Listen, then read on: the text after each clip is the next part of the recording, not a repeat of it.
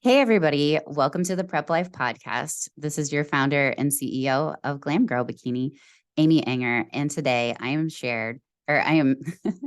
I am here with a special guest, Kim Seeley. And she is going to be talking all things judging, posing. She is a fitness IFBB pro. So, Kim, go ahead and unmute your phone and welcome to the show. I'm back. So, hello, everyone.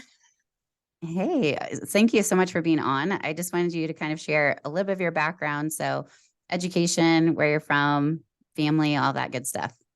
Thanks for having me. We've been trying to do this a few times. So I think since the beginning of the podcast. Yeah, I'm very, very honored and thankful to be here. So, Kim Seeley, as you stated, my original professional was through fitness. And then after a few injuries, I did do figure. So those are the two divisions that I was pro in, both fitness and figure. Education, I went to Central Missouri State University, which I think now is called UCM. Got a bachelor's of science in physical education, and then got a minor in what they called at the time was corporate wellness. So Okay. that's background. And then after school, got the typical certifications for personal training, nutrition, all that kind of jazz. Currently live in Lee Summit with my husband, Eric, for 25 years now. And I have a son, Ellison, who is 14, and two chihuahuas, which they're running around here somewhere. So I didn't know you had two chihuahuas. That's awesome. I did have three, and now I only have two. So they're all seen. Oh, well, for those of you that don't know, Lee Summit is kind of on the east side of the Kansas City metro area. So we're pretty close, a little bit of a drive from each other, but definitely local enough that we collaborate quite a bit. So if you've been to posing seminars with Glam Girl, you probably know Kim. She's always very generous with her time and kind of helping my athletes. And we always say that, we're cake bakers over here and she puts the frosting on it. So, um, so yeah, you've got the whole package and she really does a good job of putting the fine tuning on all of that. But she's also an excellent judge and gives wonderful feedback. So we're very blessed to have her in the area.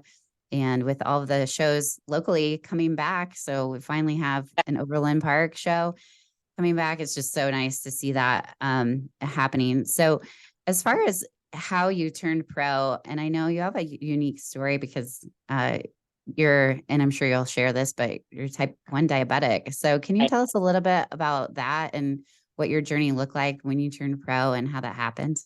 Sure. Do you want the diabetes part or the journey part? I want both. It's kind of mutual. When I graduated college, I needed a goal, but I also was kind of party girl too, and I just knew that I needed a way to keep healthy for having type 1, and I also wanted a new goal after college was finished. So I will pull out my little pump here. I wear an insulin pump now, but when I competed, I had to switch to the old school injection method because there's a little needle that sticks into sub-Q body fat, and a few weeks out from competition, I didn't have enough to plus with doing fitness, this would actually fall off or rip out. Definitely. So it was quite a ride, but one that if anyone that you're dealing with, anyone with type 1, you can easily do it. So it takes a little more work, but it's not impossible.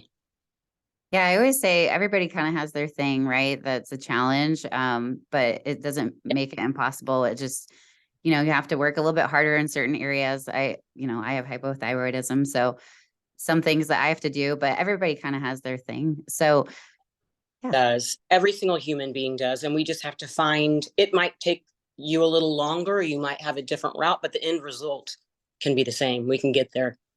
Yeah. So as far as turning pro, what year did you turn pro and how did that all happen?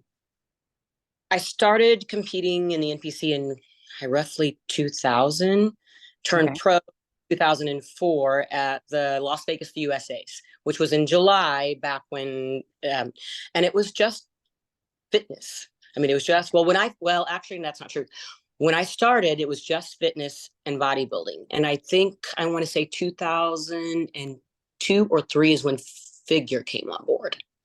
So at Okay. the USA's, I believe there was figure also, but I had already started fitness. So I'm like, I'm kind of glad that I did, because I probably would have taken the Gone that easy. route. I probably would have. So I know for those listeners that don't know what fitness is, and it's basically you have to do this routine where you have certain mandatories. I don't know what the rules were then, but did you have a background in gymnastics or cheerleading or zero? Okay. Zero. A lot of the competition that I was up against, they were professional dancers, professional cheer, came from gymnastics, and I didn't have anything.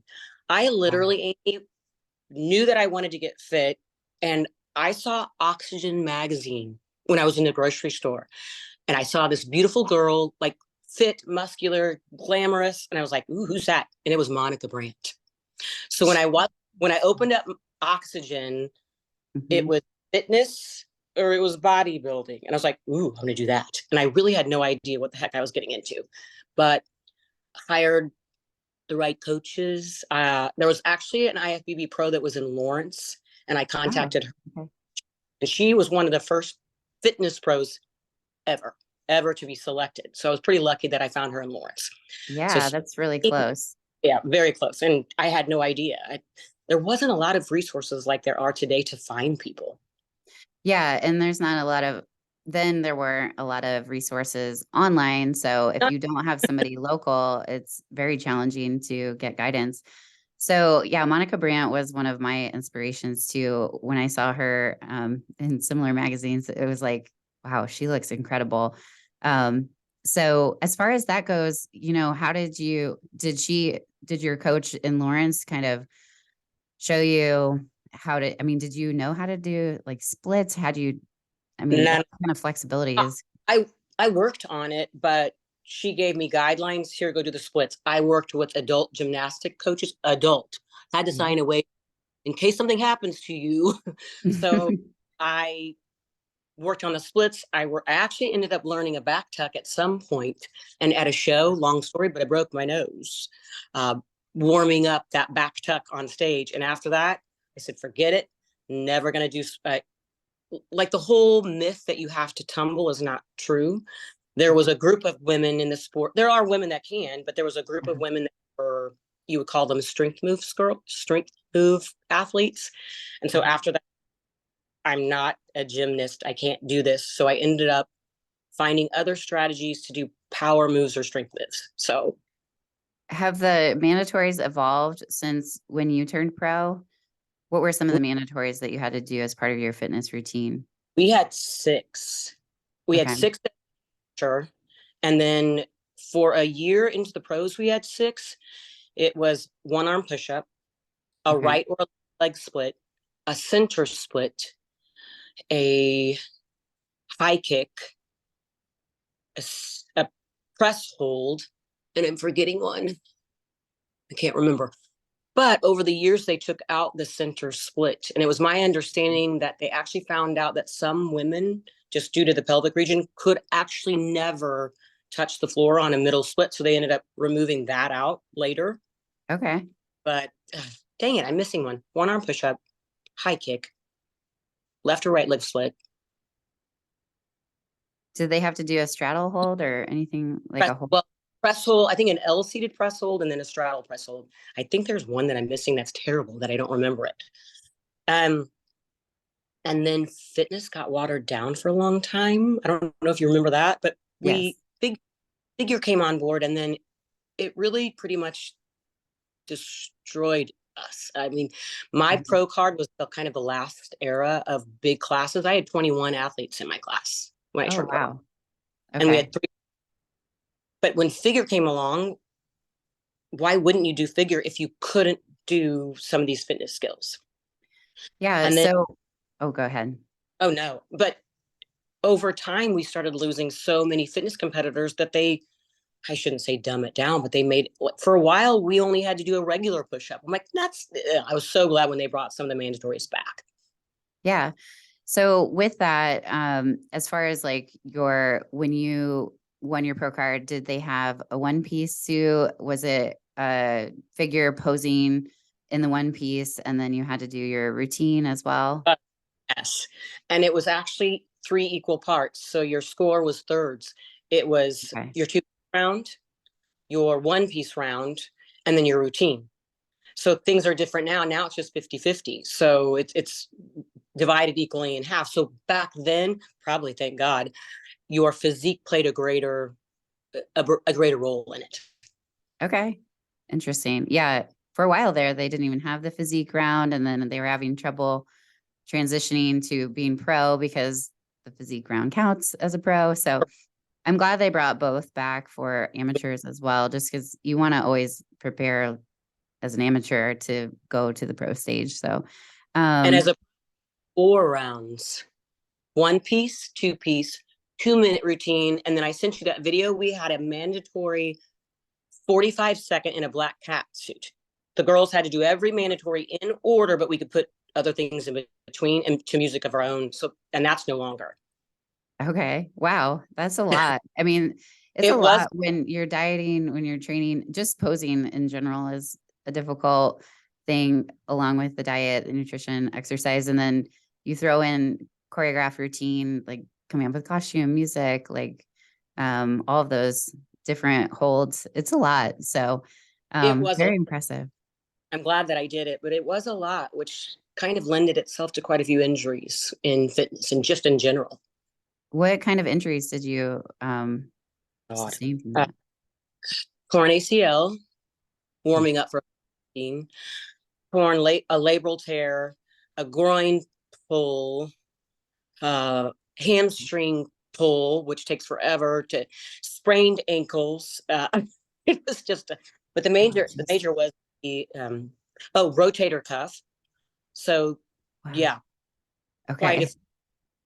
Yeah, that's rough on the body.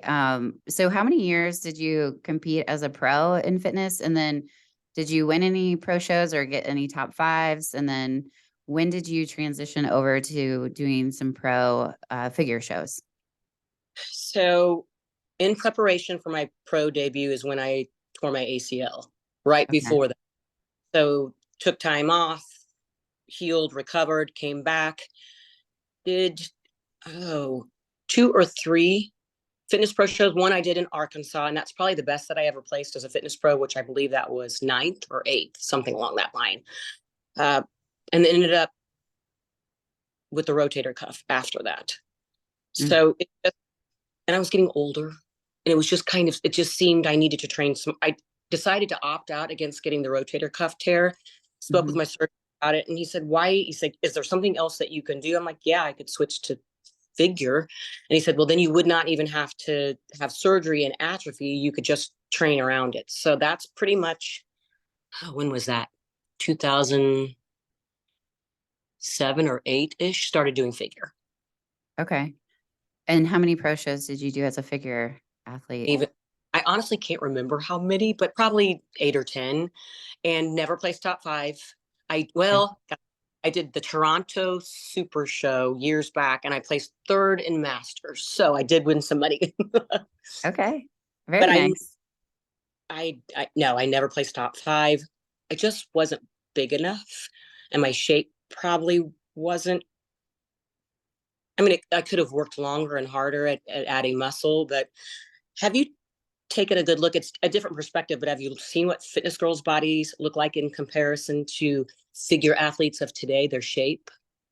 Yes. I mean, I definitely have seen that progression when I helped Karina out with her pro debut. I was her coach and just looking at their bodies, it's a lot different in terms of just the waist. There's so Yes. much core work and you have to have so much energy to like do this routine and core strength. So the waistline, that taper is definitely something that I noticed. They have thicker obliques and core muscles, but I don't know what your thoughts are. You have probably You're better perspective. no, exactly. You are 100%. It's the truth. Those girls they have to have their core.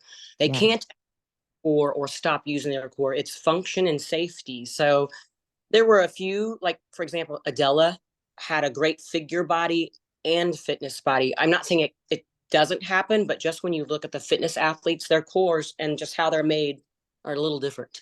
They're, Definitely. they can't help either because they're busting their butts differently. So Yeah. And they have to be able to do those holds, and that takes extreme core strength. So yeah. absolutely. So right, the core is just different, but then they're judged relatively so for their division. Yeah, definitely. Can you tell us just about how you from your pro debut and now what do you do currently for a living? I don't think you mentioned that. I work for a family owned business. My husband, his mom, so my mother-in-law own a landscape company, and I Mhm. work through Friday as an estimator. So I deal with architectural drawings and I come up with basically bidding strategy, come up with estimates to do the work. So I'm in the office and then I do that Monday through Thursday, which leaves Friday, Saturday, and Sundays open for posing. So that's kind Yeah. of my ability to do that. Yeah, so you've kind of incorporated throughout the years, like you were, a pro, and then you also at one time did coaching, and then you've done now solely posing coaching. And then when did you start judging? About the same time I turned pro, so 2004-ish, so like Okay. 19 years, So a long time. roughly the same time. Okay.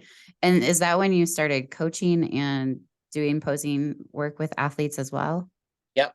The Okay. posing just, well, their figure had just, their figure wasn't that popular. It had just started, but yet the posing was exactly the same as fitness. So I just began helping local roles that wanted to do figure. They'd ask for some help, and I knew what I knew with fitness, and it really was pretty similar, if not exactly Yeah. the same. So it Yeah. just kind of gravitated towards that. And I did do some personal training or nutrition. I used to, do people's nutrition for the show and their workouts for the show. And I just found out that posing just started to grow and turn into something that I loved more. So Yeah. I don't know how it happened. All of a sudden it just kind of blew up and now that's all that I do and it works. So Well, you have an eye for it. I feel like you have a very artistic eye, and just your ways with like fashion and things too. In photography, I feel like all of that. I don't, is there some sort of background that you just have an eye for like symmetry? And I mean, you can do all the divisions too, which makes you also a great judge because you know what each division should really look like and how to put their best foot forward when it comes to posing their bodies for those divisions. So, I mean, I guess where other than just, you starting to help, people that were getting into the figure division, is there any other background or um not a formal background, but as a teenager, a young adult, 20s, my whole life, I've always loved fashion. Always. It's been a thing. And I also like to decorate. I guess I have a thing about style and then symmetry. yeah. So something just happened with me being able to visually see shapes, forms, and adjusting those forms to create a certain shape. It was nothing formal. It's just something that I always loved. But an That's very artsy cool. art. I love, all things aesthetic. And the human body was an art form to me. And that's why I actually also wanted to become a judge because I loved all the divisions, not just my own, but each one of them. Yeah. And so what kind of clients do you pose now? Just to kind of give our audience an idea. All. The ones that I don't get a lot of requests for are bodybuilding, but I have classic men. I have men's posing, women's physique posing, bikini, wellness, fitness, figure, all of them. I can do bodybuilding. I think they're in pretty good hands around here locally. They've got great coaches that can handle that, but I would still do it. And I've Yeah. got a few pros, and I will start with brand new. I've never done it all. So I'll do everyone. I'll do anyone that asks. Yeah. Yeah. I've noticed that about you just with the athletes that I've sent your way. You've coached from the pros that I've coached, and then also just people beginning and people getting ready for nationals, like everything in between. And you do such a good job of making Thank sure, you. yeah, they know what is required regional stage, which is pretty different than a national stage, and then definitely different on a pro stage. So I've It always is. appreciated all of your help with that. Thank you. It is. It is different, but it still goes back to fundamental, basic posing. Sure. Sure. Uh, Obviously, on the pro level, the posing becomes a little more fun. They get more time out there. But if Yeah, they don't pose well in their correct poses, it's all for naught, even at the pro level. exactly. So as far as what your business's name is for your posing, when did that start? What is it? And then where do you pose people out of? I used to have my own place and I called it the Posing Palace. And Okay. then unfortunately COVID shut that place down. But my business name is the Posing Palace because it's not a place, it's an attitude kind of a thing. I can go any Yes. I'll go to anyone's gym. Currently, I'm in a training studio that's in Lee Summit. Toby and Jen Schultz, they have totally let me use their place. Elite Personal Training. Um, but I can go anywhere. I'll go to anyone's gym that allows it. Some gyms are kind of funny about that, but the business is called the Posing Palace because it's not just a place, it's an attitude. Kind of my Yeah. Yeah. Do you do online clients too then quite a bit now? I am. And I'm not the best at it, but I'm having people that I'm helping, so I'm getting better. Right now I'm much better one-on-one, but I've been in situations where like please will you? And I'm getting better at it. It's just Okay. very difficult seeing somebody online, as you know, seeing online is different than one-on-one. Yeah, definitely. You see things a little bit differently, but it helps when, with technology, it's been improving and just making sure that it's in good lighting and Absolutely. they have a good connection and all that. So yeah, it And comes with. I've learned a lot. Mhm. So I probably will do more online. I've got limited time, but Yeah. I'm improving at that. But I'm definitely one-on-one is my jam. Yeah. I like it too. When you kind of put your hands on somebody, it's just a little bit. Literally, literally, it's Yeah. like elbow. Yeah. hmm Yeah. It gives them a better connection. I know personally you've posed me several times and just being physically, manipulated. It's like that is just super helpful. So I encourage anybody that is local to the area to seek you out because that's just optimal. So as far as like any sort of things in the industry that you've seen as a judge, um, maybe some trends that you saw last year. I don't know if have you judged a show yet? Because I know it's kind of early No, in the year. ours will start. I think it'll be July, August, September. Am I missing one early? I think our first one here in our district is, I Is in the believe, in summer. Missouri. Yeah. It's Missouri, I believe. Yeah. So as far as what you saw last year, what what things did you see kind of changing and evolving? I know wellness is pretty new division. I don't know if you saw anything last year with wellness that you wanted to bring up. I mean, our audience is primarily like female bikini division, wellness, figure, all that. So Classic is coming up, which is cool to see for the men's division. But for the women's division, bikini is always a stronghold. Figure, I would say, is reduced down a bit. Fitness is non-existent. Please, please, girls, come to fitness. yes. Wellness is becoming more popular, and I think we're going to see that grow. I think this year we're Mhm. seeing, as far as trends, we're seeing that growth and development of wellness. Last year, judging wellness, there was a lot of, I don't know if confusion is the right word, Mhm. but Oh, you froze. the bikini still does not mean she is ready for wellness. That was kind It, of the disparity between what people were understanding. They would go into wellness thinking they were the automatic, I'm what wellness is, but yet they weren't quite there. So I think an understanding of what wellness is now upon us, so to speak. the connection froze a little bit. What did you say the difference was that they felt like their conditioning or their muscular size? Well, both. So in the past, we would tell girls in bikini, the bikini division specifically, your legs are just a little bit too muscular or big for bikini, just a little bit.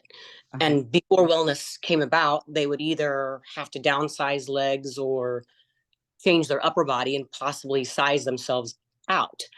But the opposite is kind of like, just because your legs are too big for bikini doesn't mean you're quite wellness yet either.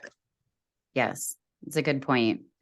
That's what I'm seeing trending, that people are understanding just because their body might fit into a division well, doesn't mean that if there isn't quite a bit of work that has to be done. Yeah, and I think it's going to take time, right? Because it's so new, and that's a lot of muscle to build in the legs, more so. And I saw that too at the regional level. It's like you saw that they're starting to grow into that division, but they're still like a tweener in a way. Yeah. So a lot of girls, a lot of the athletes that I saw would cross over and they would place well in both. Correct. So that gets confusing too, as an athlete, as an audience. Understand it.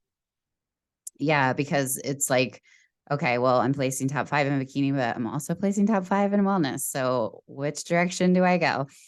So what would your advice be in terms of, I always felt like you gave the best analogy. So I just remember when I first met you, it was like when I first moved here, you did a seminar and I listened to your description of the difference between figure and bikini. And at the time, obviously we didn't have wellness, but I remember you using the analogy, figures martini glass. And I could just see that, I could see that visual.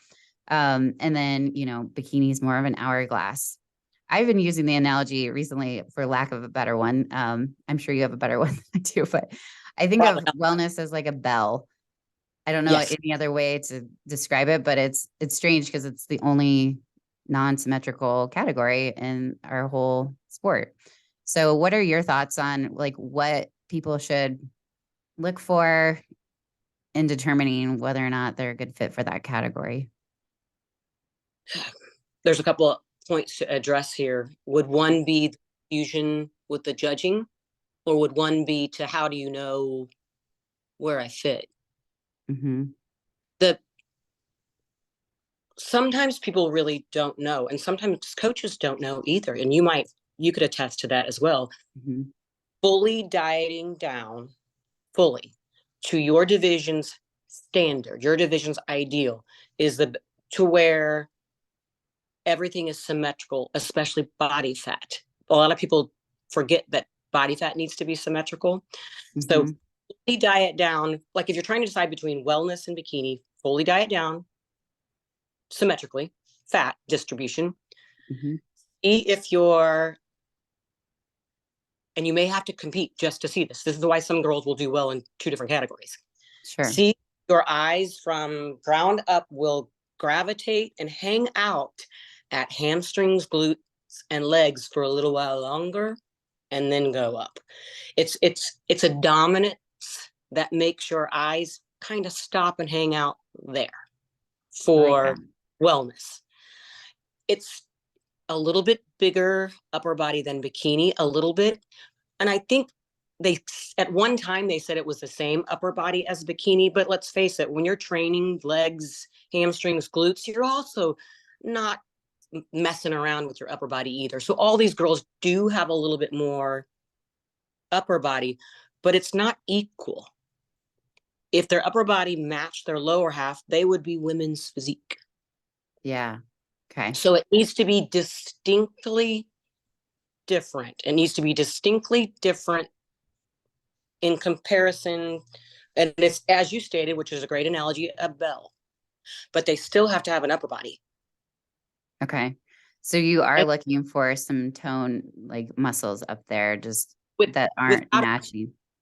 without a doubt. So the judging is front to back, side to side, top to bottom. So just because you have legs, hamstrings, glutes, but yet when the judges see you in your back pose or front pose, you do not have a complete deltoid, you're missing an anterior or posterior, you might have enough upper back, but what if you're missing a spot or two?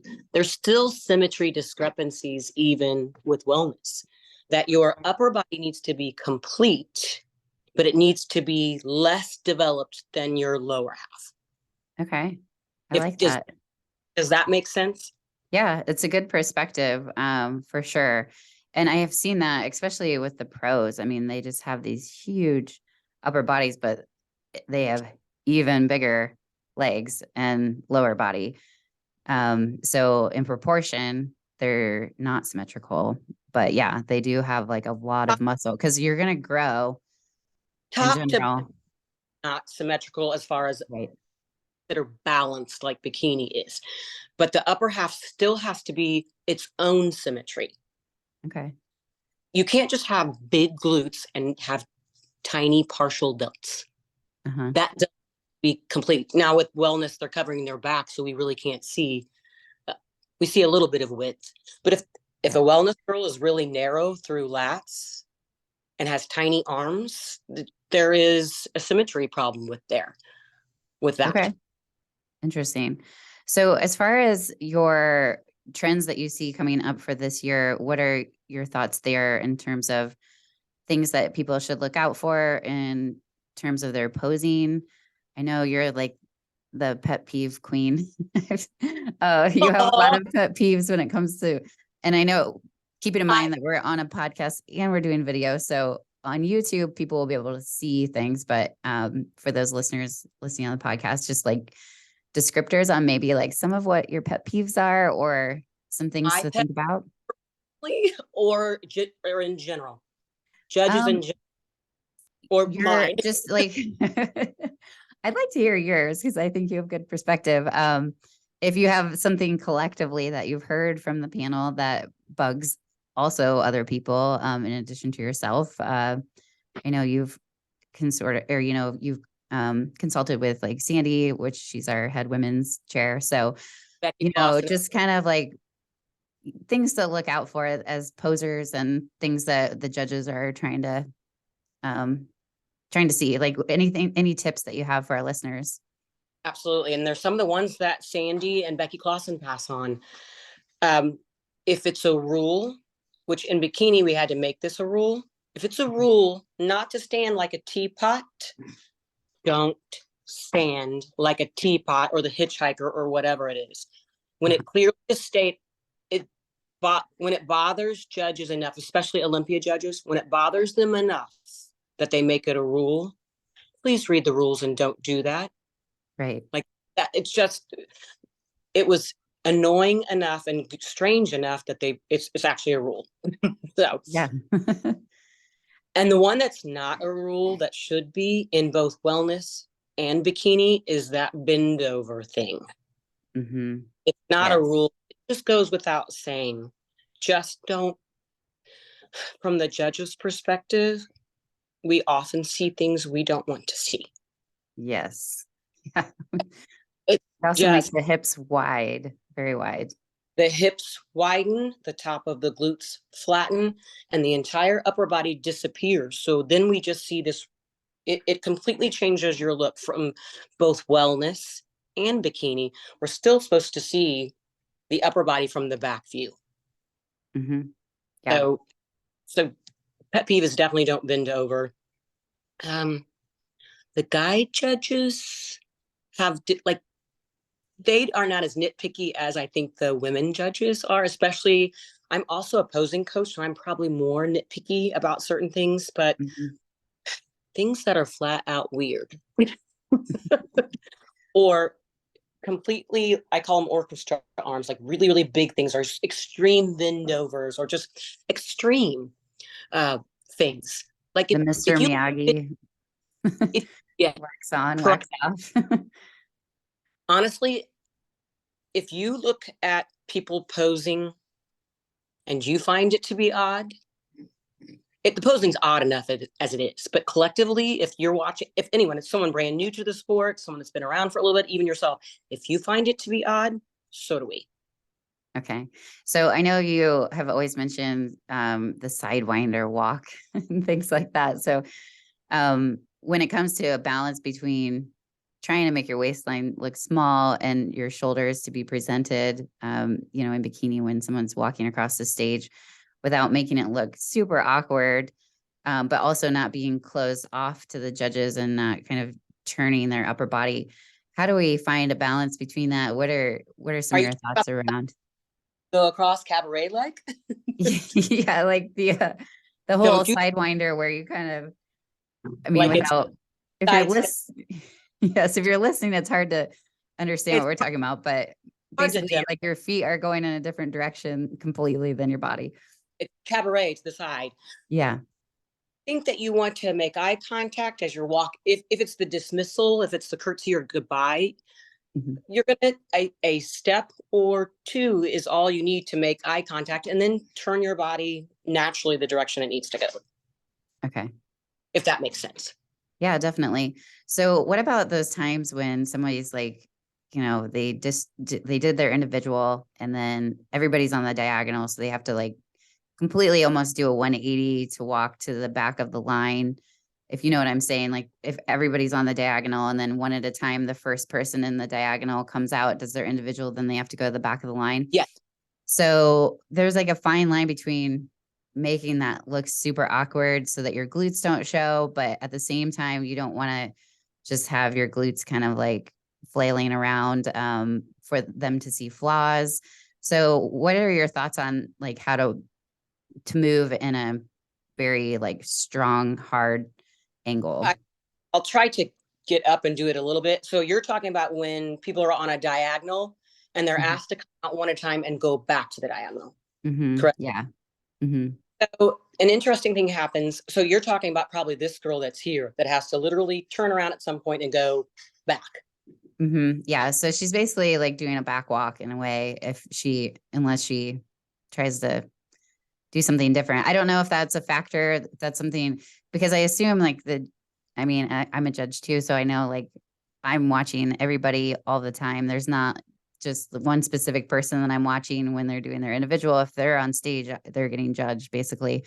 So what are some tips on how to like, make that look natural and not like expose areas that you don't want the judges to see in a way? So um, it's kind of that same thing that you could take a step or two naturally to get you in the direction that you need to go and eventually to turn. Because Mhm. what will is when one girl is finishing up, they've already probably said the other competitor's name and asked her to come forward. So there's kind of two things going on. It's that smoke and mirrors thing. So if Sure. you're finished, you do your wave, whatever, and you've got to go back this way, they're calling the next girl up. You can actually wave as you're walking and then go. Oh, I like it. So it's just a simple, and I work with pageant girls also. And so Mhm. I fabulous tricks from them about grace and beauty, because you'll see girls on stage and literally wave and boom, there they go. But Uh-huh. you can finish it up with a wave, and you can even finish it up, wave 1, 2, and go. That would be, I don't know if you can tell from what I was doing, Yeah, but so it's those of you that are listening, she kind of almost walked backwards a little bit and a step or two, not more than that, or you look, it looks, but it's, you're kind of waving and leaving, thank you, bye, and go. Mhm. Because by that time, the other girl is probably front and center. Yeah, yeah, definitely. And just, I guess, keeping in mind that, I mean, from your perspective, when you are going through like a comparison round, a call out round, an individual round, is there anything that people should keep in mind when, let's say, for example, they're on corners, like in a comparison round, or kind of what's going through your mind as a judge in each of those particular rounds? And what are some things that people can kind of keep in mind to have best practices? Girls on the ends, 5 is not a very big deal, but if there's 7 or more in your class, make sure the athletes, and this is not just the women, make sure the athletes angle inward. Sure. That's the biggest thing, because if it's a large show, a competitive show, I have seen girls and guys, whoever, on the ends that look great, and they're directly posed in front of the judges on the ends. And by the time that judge said, "Hey, this athlete looks great," head judge has already turned and turned and turned. It may take them a bit for that girl to finally get moved. If it happens at all, some of these shows are huge, especially national shows. You've seen that when they come out in big groups of what Yes. I call them heats, or 10 girls at a Uh-huh.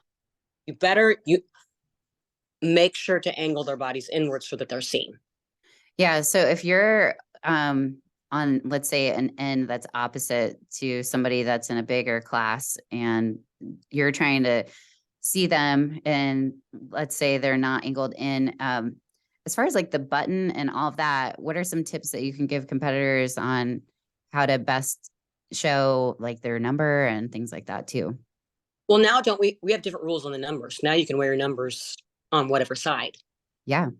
Yeah. Whatever your dominant side is, your number goes on your dominant side, and angle that side. It doesn't matter if your bikini pose is this way or this way. Take it and turn it to, I always advise, turn it to the head judge.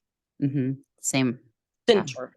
Because if you're angled one direction, at least the majority of the people can see you. And if the head judge, he or she can see you, they can at least pull you and move you. And then other people, usually the judges on the ends kind of get the raw end of the deal for a minute, but not after you're moved, not after you're brought into the center. You'd rather be seen by the majority than just one. So kind of going in a different direction altogether, but with judging, as far as like test judging and then making sure that, do you throw out a high and a low? If they have an athlete in the show, kind of what are the practices around here when it comes to, judging on a panel that you have an athlete in the show that you coach? How do they make it fair just for the audience's purpose? I kind of know what we're talking about, but just so that our audience can know, like, okay, I'm getting a fair shake when it comes to this. Right. Ideally, in an ideal world, no one should have an athlete in the show, but we wouldn't have any athletes or any coaches. You know what I mean? Yeah. Like Mm-hmm. there wouldn't be anyone, which is why our system is as great as it is, because if there are 5 on a panel, a high score and a low score are removed. 3 scores count. If there are 7, 2 scores are removed. And at national shows, when there's 15 or 16 judges, they throw out enough highs and lows for your score to be 5, meaning 5 judges that count. So let's say there's 5 athletes in front of me in bikini, and you and I are judging. Uh-huh. And you love this girl, just love her, she's fabulous. I don't like her at all. I just don't like her for whatever reason. You put her, rank her as 1, and for whatever reason, has nothing to do with her physique. This is where people think that there's politics involved. I put her 5. Just don't like her. I want more girl to win. I'm going to put her 5th. The 1 gets tossed. The 5 gets tossed. And everybody in the middle, those are the scores that count. So if everyone else put this athlete 2nd, that athlete is 2nd. Okay. It ends any of this political nonsense and that's another pet peeve of mine as a judge about politics, and we don't know what we're doing. Well, if we don't know what we're doing, and this is going to sound probably a little crass, come join us. Come be a test judge. Come make our system better if you think it's so unfair. Come sit in my shoes. And that's not to sound nasty, but I love the sport. I want it to be fair, and our system's super fair. Yeah. So tell us about your process with just how it works, like with test judging and how somebody becomes a judge and all that. So I forget the exact percentages, but when I asked to become a judge, I had to sit through 3.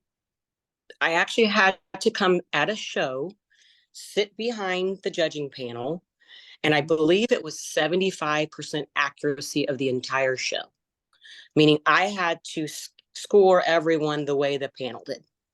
3 times. And not everybody passes, by the way. Yeah. So that was the process. And then you're the new judge. If you pass, you're the new judge, and away you go. But most people that judge have a knowledge, have a background. It's not usually some random person that knows nothing about the sport. Sure, definitely. Are there any other things that you wanted to share that I haven't asked you questions about that you feel like would be valuable? I wrote down so many things, oh, did you Covered talk all. about What about stage what? stage presence? I believe was one of your Oh if yeah. tips about stage presence. Yeah, that would be great. I feel, despite what people think, I think it can be taught. I think you can teach people to have stage presence. And a lot of people argue and they just say, well, either they do or they don't. But before you have confidence, and this is a me thing, there's discipline that has to happen first. Discipline of practice for weeks, for months, for years, whatever it is. And then once you have done your due diligence with discipline, that builds confidence. Hmm. And then you take that confidence and you're taught how to pose in bikini, wellness, whatever the division is, and be yourself. I think if you're your true, authentic self, your personality will shine. I see so many women emulating their favorite pro, doing something the way that she did it, and it doesn't come across the same. So Hmm. I really, really want athletes, or when I work with them, be your most authentic you.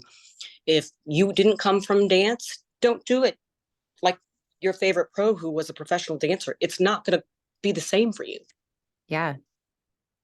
That Yeah. it So stage confidence, I think, is just discipline, doing it over and over and over, builds confidence, and then once you have confidence, be yourself. Yeah. Can you describe when you look at somebody on stage and just when they have kind of that it factor, does Oh, it stand out to you as a judge? it Um, yeah, I know for it me, I can just see that they're comfortable and confident and My best word depiction of this is that someone without words is telling the entire audience, not just the judging panel, the entire audience, how they feel about themselves with their body language. And I describe it as a chemistry exchange between that person on stage and everyone. yeah, they kind of light it up and your Really, eyes is naturally really. drawn to them. Yeah. Is there any other tips on just how to maybe overcome nerves or what you've seen like with your clients in posing, how you've helped them out with if they have stage fright or anything like that? Practice. Practice without the mirrors. Practice until, so with stage fright, um, I have a kind of an intrigue with the psychology of things too. I saw a sports psychologist for a while because I was a self-saboteur. I did Okay. everything in practice great, and I had a really bad habit of, on the day that it counts, show day, of messing it up, basically on purpose, because I was afraid of what it would be to actually do something well. Afraid of I'm going to be queen, and like, not that I would ever act, but it was fear. But practice, practice, practice, because your body will, when fear comes in, the negative butterflies can take over, and your butterflies can help you or hurt you. Butterflies that fly in unison, your body goes on autopilot. If you've been practicing something with ease, you may not even, do you remember when you posed maybe in your early, you maybe even some of your later, you don't even remember doing it? Yes. Like to the point where you black out. A lot of these new girls, I Mhm. don't tell them black out, but you probably won't even remember it. But they're like, did I even do what I was supposed to do? Because I don't remember it. I'm like, yes, you did. You did what you practiced. Yeah. So with with a dancer or a cheerleader, they've already had years and years and years of practice of automatically smiling in front of a crowd, automatically. But those that are not cheer dance performers, they have to practice smiling. So Hmm. the biggest with girls, they always say, I'll practice when it comes to showtime. I'm like, no, you won't. You will practice what you do during you'll perform what you do during practice. Yeah. So So down to even, like even the having, even the little hair, like just the subtle hair movements, mhm. practice. Yeah. So you have all of your athletes do like wear their hair down and all that as much Take as hair they off, can. take your hair down out of your ponytail, but Mhm. not session, but probably by session 2, and for sure the 3rd or 4th session, you need to practice doing it, because it's which hair choreography, it is a thing. It's done Yeah. purposefully. So, I mean, an athlete will walk out with their hair here so that they can subtly move it. Yeah. But it's, if they don't practice doing it, it's not going to happen. Sure. So Yeah. I encourage, do it the day that you would love to do it on stage. Do that every day in practice. Perfect. Great advice. So many nuggets. Is there anything that you wanted to share with people before we hop off as far as that goes? Try and look and see what else we talked about or wanted to talk about. We've covered quite a bit. So I've been very appreciative of your time, and maybe we can do another interview if you feel like you have more to share as Yeah, well. I got one last nugget. Yeah. Okay. When athletes receive feedback from the judges after the show, Okay. That's a good one. just know that we can only judge what is in front of us at that moment in that class. And all of them may not be the ideal standard. And the judges have to we have to pick a winner. Like, have you ever been to a show where we just said, no one is the ideal standard, no one's placing? We pick a winner regardless. You have to. Right. So just know that when it comes down to it, and the whole is greater than the sum of the parts. So just know, when we're choosing the person closest to the industry's ideal, whatever the division is, we're going to look at the whole. The whole is greater than the sum of the parts, if that makes sense. Definitely. Definitely. Yeah. And I've heard you in the past say too, like if a certain body part sticks out when it's supposed to be a symmetrical category, if your eye's drawn to the quads and it's a bikini competitor, like that's not a good thing, and things like that. So, and that's true of what just one part doesn't make it just good, even if it's a good part. Yeah, exactly. Amazing quads and you're in bikini. Yes. Yeah. Very good. Thank you so much for your time. Thank You're you. a gem, and we're so blessed as an industry to have you part of it in so many different capacities, and what you do for women, and the people on my team and for me and just everybody. I just really appreciate your heart, because you're one of the most sincere, genuine people that I've ever met. You always just send these incredibly heartfelt messages, and you just make people feel really special and appreciated. So you just have a real knack, expertise as well. So just thank you for all of your dedication and everything you do for the industry. It really means a lot. Yeah.